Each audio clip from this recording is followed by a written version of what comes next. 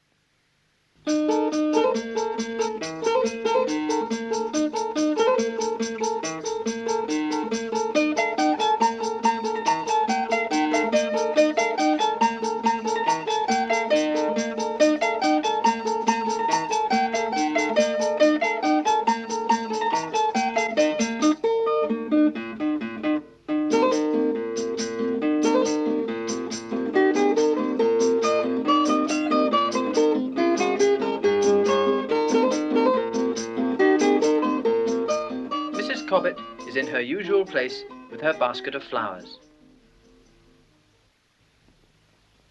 Here's the mayor to buy his buttonhole. Miss Lovelace wants some flowers for her hat shop. Everyone knows Mrs. Cobbit. The market square just wouldn't be the same place without her.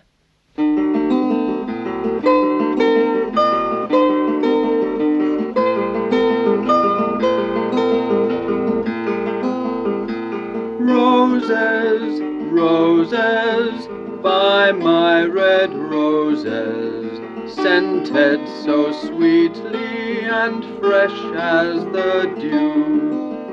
Roses, roses, all you fine gentlemen, buy a sweet scented rosebud, a buttonhole for you.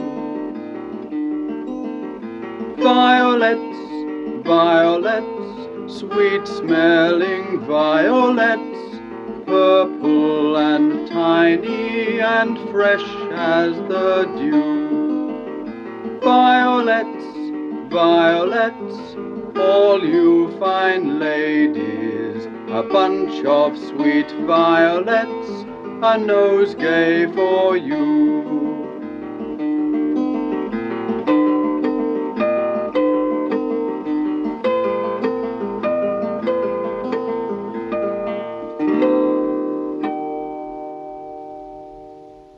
But one morning, Mrs. Cobbit didn't come.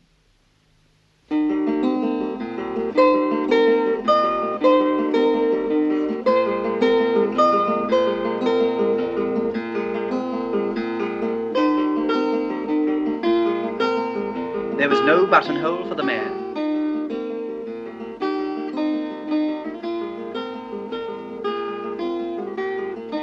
There were no flowers for Miss Lovelace.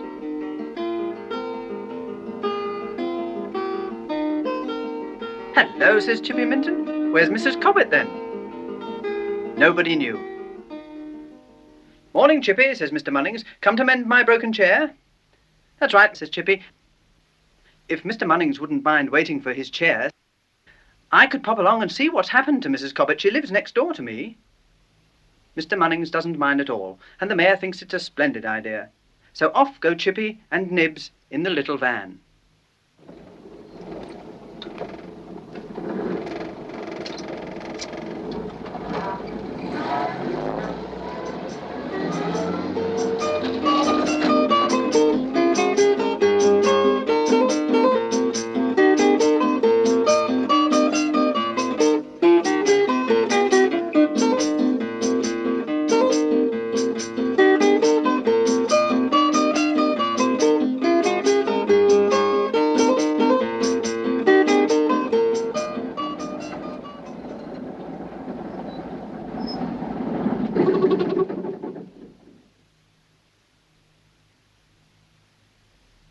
Chippy, says Mrs. Minton, I've been that worried about Mrs. Cobbit. There's this great branch fallen off the tree clean through her roof. I wonder you didn't notice it when you went out this morning. I always said about that old tree. Yes, yes, dear, never mind that now. Wonder if I ought to break the door down or something. She might be hurt in there. Here she is. Here she is, cries Nibs. And out comes Mrs. Cobbit herself, unhurt, but very dusty. Are you all right? They ask. Perfectly all right, thank you, my dears, she says. Just a mite dusty, that's all. It's my poor flowers I'm worried about. I just put the basket ready when crash, bang, down comes the ceiling. Great lumps of plaster and stuff all over the place and the flowers all crushed to bits. I've been all this time cleaning up and sorting out what's left. Poor Mrs. Cobbit, says Mrs. Minton. Let me help you clear up. That's very kind, but I must get to the market square. I've never missed a day there for 40 years, only Sundays. Hop into my van then, Mrs. Cobbit, says Chippy. I'll have you there in no time.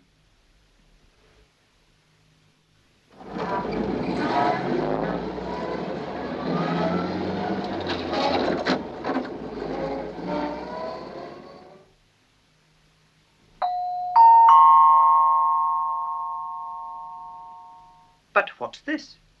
A shiny ice cream van has taken Mrs. Cobbit's place by the statue in the market square.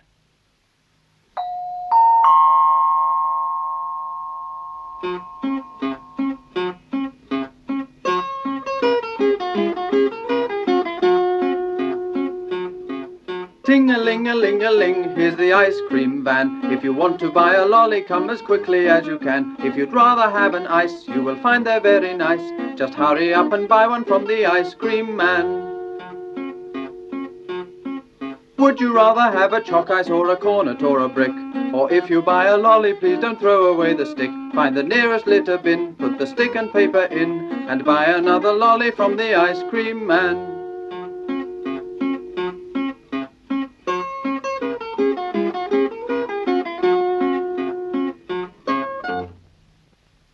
This is too much, says Mrs. Cobbit, and bursts into tears.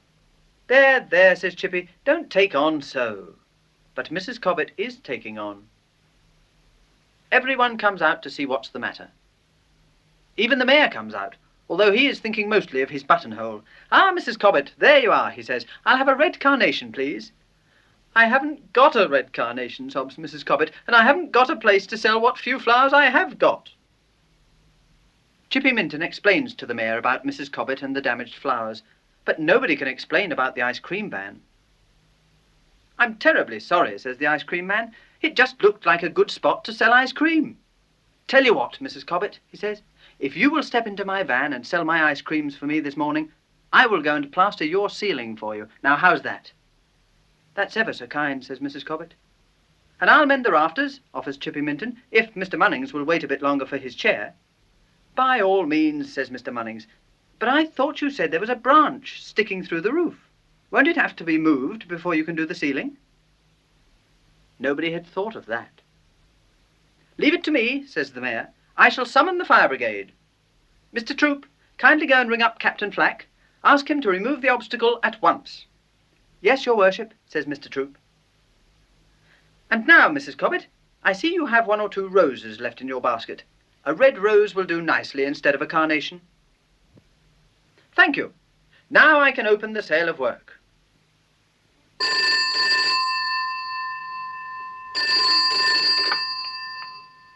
Trumpton Fire Station.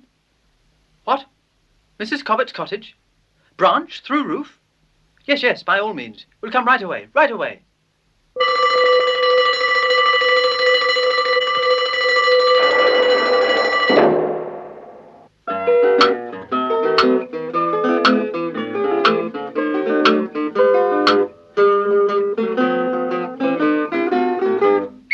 Pew, pew, Barney McGrew, Cuthbert, Dibble, Grub.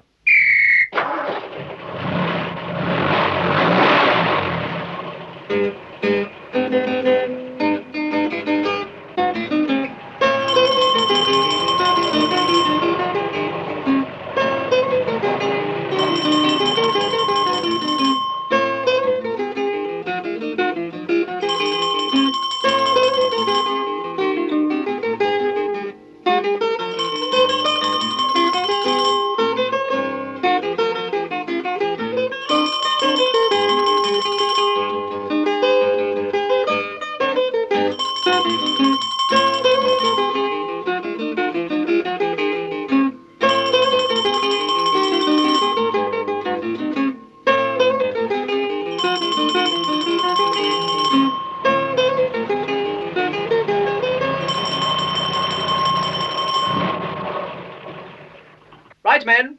Action stations.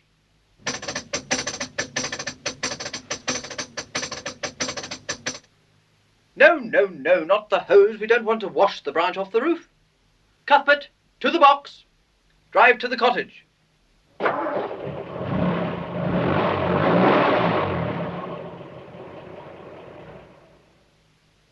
Elevate.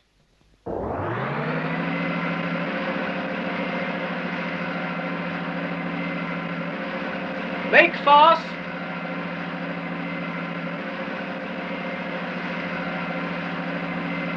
Elevate. Lower away. Well done, men.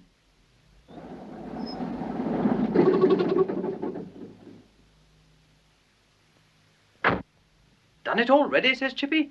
My word, you have been quick. What are you going to do with this branch? Oh, says Captain Flack, we hadn't thought of that. I know.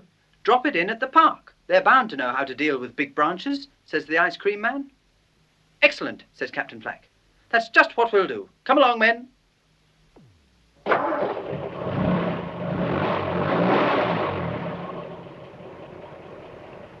And away they go, leaving Chippy and the ice cream man to mend the roof.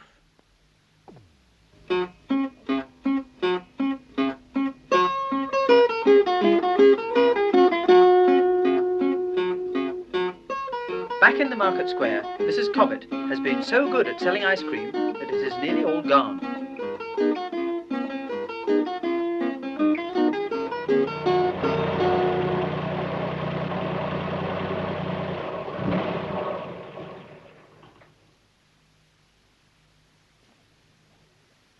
There we are, madam, says Captain Flack. Job done, branch gone. Trumpton Fire Brigade at your service. There now, isn't that grand, says Mrs. Cobbit. And from behind the counter of the ice cream van, she produces a buttonhole for the captain. Captain Flack is delighted. Many thanks, dear lady, he says, many thanks. A charming gesture. I hope we shall have the pleasure of seeing you at the band concert this afternoon. I expect you will, says Mrs. Cobbit. The ice cream's nearly all gone, so I'll have no work to do this afternoon.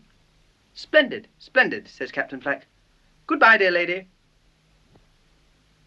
I've come to ask you, dear Mrs. Cobbit, if you have any flowers left. Yes, Miss Lovelace, I have just 2 roses, but I'm afraid I can't let you have them. These are for 2 very kind gentlemen. One is for Chippy Minton, and the other is for Mr. Antonio, the ice cream man.